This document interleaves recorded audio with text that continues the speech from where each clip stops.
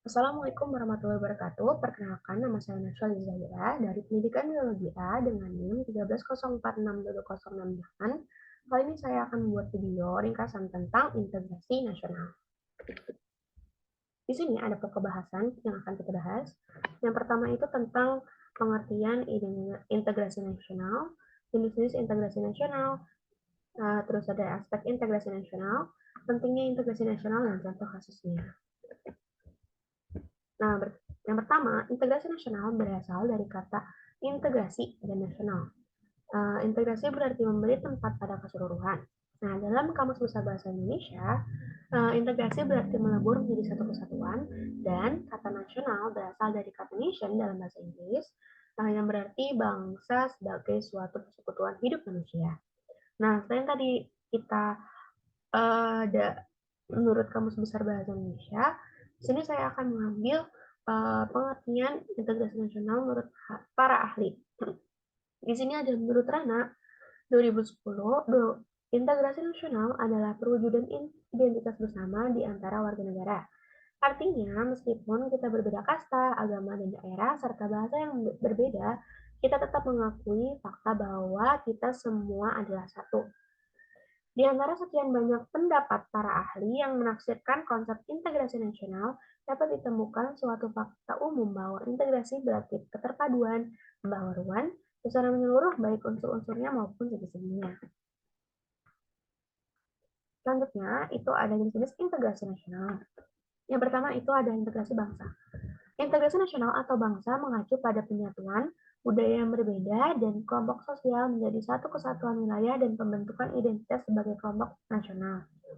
Yang kedua, ada integrasi wilayah.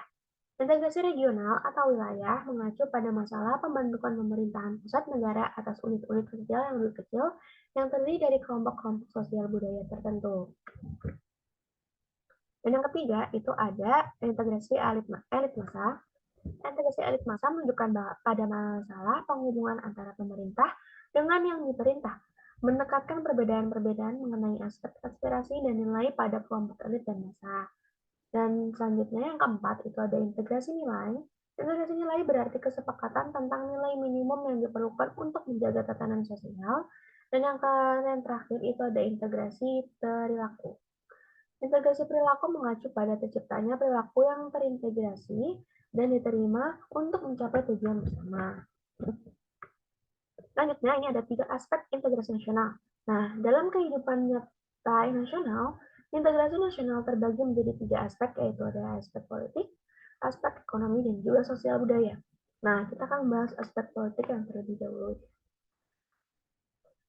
Aspek politik atau integrasi politik yaitu menyangkut hubungan vertikal dan horizontal. Hubungan vertikal menyangkut hubungan elit dan massa, dan hubungan horizontal berkaitan dengan masalah teritorial, antar daerah, antar suku, dan umat beragama. Yang kedua, ada aspek ekonomi atau integrasi ekonomi, yaitu saling ketergantungan ekonomi antar daerah dan bekerja sama secara sinergi. Integrasi ekonomi adalah penghapusan atau pencabutan hambatan-hambatan antar daerah yang memungkinkan ketidaklancaran hubungan antar keduanya. Dan yang terakhir ada aspek sosial budaya, ya atau integrasi sosial budaya, yaitu integrasi sosial budaya juga berarti kesediaan bersatu bagi kelompok-kelompok sosial budaya di masyarakat, misalnya suku, agama, dan juga ras. Baik, selanjutnya ini ada pentingnya integrasi nasional. Nah, integrasi nasional ini sangat diperlukan guna mencapai kesetiaan terhadap identitas-identitas nasional, misalnya bahasa nasional sebagai simbol negara, ideologi nasional, dan juga sebagainya. Selain itu, integrasi nasional juga sangat diperlukan karena dapat mempersatukan perbedaan-perbedaan yang ada di negara Indonesia ini, sehingga tidak adanya konflik perpecahan yang terjadi dikarenakan perbedaan semata. Baik, selanjutnya ini adalah contoh kasus pelanggaran integrasi nasional, yaitu salah satunya itu pelanggaran HAM. Di sini saya akan mengambil kasus peristiwa Marsina. Baik, jadi sebelum kita mulai, pelanggaran HAM itu apa sih? Baik, HAM itu adalah hak-hak dasar yang dimiliki setiap orang semata-mata karena dia manusia. Nah, menurut KBBI, Hak berarti itu benar, milik, kewenangan, kekuasaan untuk berbuat sesuatu dan kekuasaan yang benar atas sesuatu atau untuk menuntut sesuatu. Sedangkan kata hak atau asasi berarti hak yang dasar atau pokok, seperti hak hidup dan hak mendapatkan perlindungan.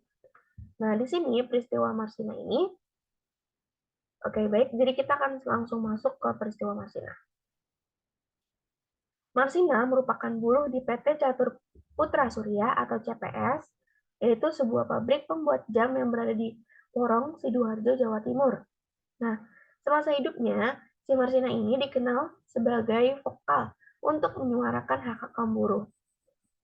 Marsina sendiri selain aktif sebagai bekerja di PT, ia juga diketahui aktif sebagai pejuang hak asuh buruh. Nah, diduga ini, aktivitas Marsina ini membuat resah sejumlah pihak-pihak sehingga mengambil tindakan penculikan dan penghilangan nyawa atas Marsina. Pembunuhan Marsina yaitu adalah salah satu kasus pelanggaran HAM berat yang pernah terjadi di Indonesia. Faktor yang menjadi penyebab pembunuhan terhadap Marsina diduga karena ia aktif dan terlibat dalam aksi unjuk rasa yang menuntut agar PT Catur Putra Perkasa menaikkan gaji buruh sebanyak 20%. Kurang lebih segitu saja ringkasan yang dapat saya sampaikan. Kurangnya mohon maaf. Wassalamualaikum warahmatullahi wabarakatuh.